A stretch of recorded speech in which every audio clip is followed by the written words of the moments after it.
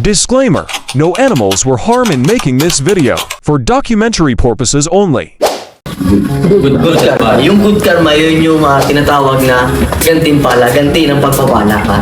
Sumuka ka ng mabuti, babalik sa'yo. Oo, para pagka ginantihan ka ng pagpapala, hindi mo alam kung saan yung manggagaling. Ibig sabihin, kahit anong form, babalik ka. Oo. Hindi, yun para lang sa akin kasi ako naman, tangin ako dati. Hindi ko magaganon sa high school, yung college. Oo, wala sa isip ko, wala to. Wala. Dito na lang ako nag-grow ng mindset nung naging Elgama ako kasi syempre dami mga nakakasalamuhang tao, ang dami mga positibong tao na nakakaharap ko. Na-influensya ka. Na-influensya na ako, kaya nirelate ko dito. Tapos pag nagbablog ako, nang-i-influensya ako kasi yun lang naman matutulong natin. Ibig sabihin pala, pare, yung mga nag-aaral ngayon na ibig sabihin ko, kundi yung natapos, hindi nakatapos ng maayos, may pag-asa pa sila. Siyempre naman pare, kasi Hindi mas sa status ng natapos, pero sa status ng diskarte. Oo naman. Yan yung kasi, diploma at diskarte, di ba? Oo. Di ba? Matinding usapan yan. Hindi kasi doon naman sa diploma sa napasama na tayo, magpamanok tayo. Tayo dapat kasi sa school naman natin nakukuha yung disiplina eh. Oo. Di ba? Na maaga pumasok, para ganito, para ganyan. Yung disiplina, madadala mo dun yung diskarte. Kasi ako, madiskarte kasi ako, nung time na nag-aaral ako, method ko, sumisip-sip ako sa teacher ko. Pasante. Tuturo ako ng sayaw. Baga ganun. Para, yun yung method ko, yun yung diskarte ko. Pero hindi talaga ako matalino. Kaya nga. Di ba? Ako nakapasa ako, napakangopya eh. Yo, di ba? Matalinaw, ako matalinaw. Pero kailangan pa rin siyempre natin ng yung diploma para siyempre yan yung pamanas natin ng magulang natin na hindi kaya nakawin. Kung hindi mo man kayang diskartehan ng buhay, at least may mga madidiskarte na pwede ka nilang gawing empleyado. Ayun. Buhay ka pa rin. Di ba? Oo. Ayun.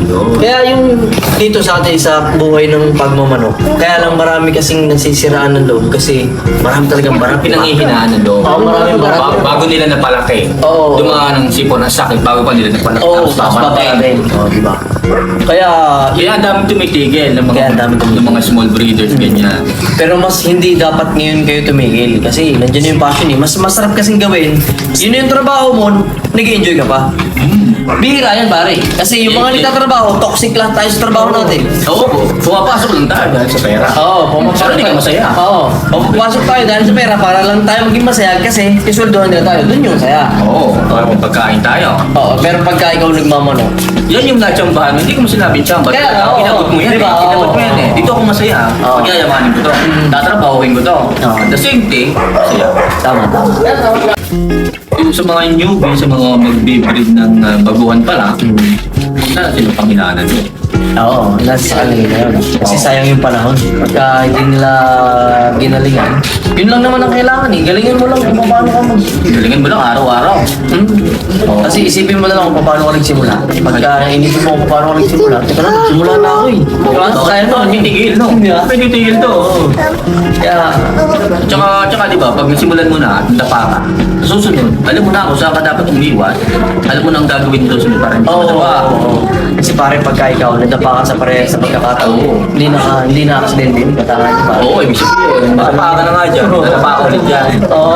Ayun, kaya dami hindi nagtatagumpay. Pero syempre, hindi naman natin sinasabing nandito na tayo sa magaling natin. Umadjust lang tayo sa dating tayo.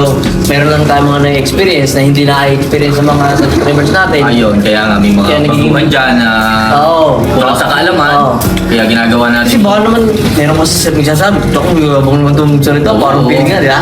Oo, parang ang layo nun ng mga to Hindi, yun lang. Kumbaga, may na-experience tayo na hindi nila na-experience. At may experience pa tayo sa mga ano natin na soon may tuturo naman din natin. Yun. Kaya yun. Kaya napakaganda nitong vlogging na ganito. Kahit pa paano, meron silang nakukuha ng impormasyon. O simpleng mga bagay na tanong. Nakukuha nila ng solusyon. Kaya nga. Diba? Tsaka yung mga materials ngayon, pre, hindi na kailangan pa nila mag-import sa malalayo. Oo naman. Kagaya mo.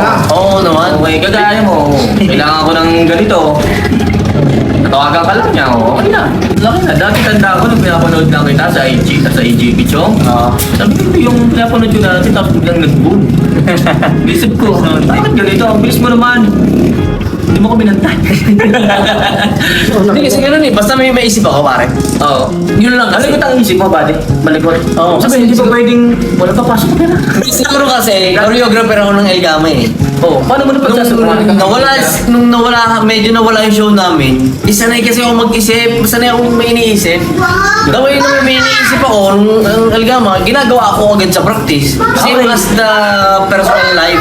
Ibig sabihin, application ko agad. Oo, pag may naisip ka, Apply mo agad. I-apply mo agad. Yung iba, pag inisip nila, hanggang doon na lang. Knowledge na lang. makikita na nila, ginawa nun ng iba. Ayun, naunahan na. Oo, naunahan na kasi. Bakit hindi nila ginawa ka? Oo. Ayun. Kaya, Maganda, pagka meron kang plano, gawin mo. Action na Kung gawin. hindi pumatok, isip Okay mo lang. lang. Diba? Pag pumatok, hindi swerte ka. Kaya nga, Madalas kasi sa atin pare, na nakapanood tayo. Oo, tama nga yung ganito. apply ko to. Akit. Hindi apply eh. Akit to like, maganda nga ulit to. Puro magaganda naman panood. May 6 Ay, lang. light na lang. Wala na nangyayari. Pag-upload ka nila kung anong unahin sila. Oo. Kaya kailangan pag may naisip kang something na kakaiba, hulugan system. Sino ba namang akala may ganyan? Oo. Diba? Ikaw unang mamatutong mo. Tsaka di ba? Sino magkakala nung unang hulugan system natin, tinatawanan pa tayo ng kapwa breeder natin. Hulugan, wala ka na bumabenta, ba't kailangan mo hulug-hulugan naman? Oo, meron na namin. Di ba? Sabi ko, wala akong pambiling patoka. Ngayon, ganyahan na. Oo, tapos ngayon gagaya sila na okay lang naman. Okay lang naman kasi magandang method. Kaso lang, ang hindi lang okay yung Yung manira kayo. hindi na doon, yung magpapahulugan ka tapos wala ka namang talagang sisiw. Ang kukuha ka ng manok doon sa iba para lang. Di ba? Meron ganyan, maraming ganyan. O, okay na, tapos nahulugan natin. Para lumaki yan. Hindi mo mapakita. Di Yung wala. update wala. Wala, puro tayo ibang pan bumibili. Kaya nga, ang hirap ng gano'n. Kaya yung ang hirap na talaga. breeder. Yung isa wala ako nakita tubloy eh.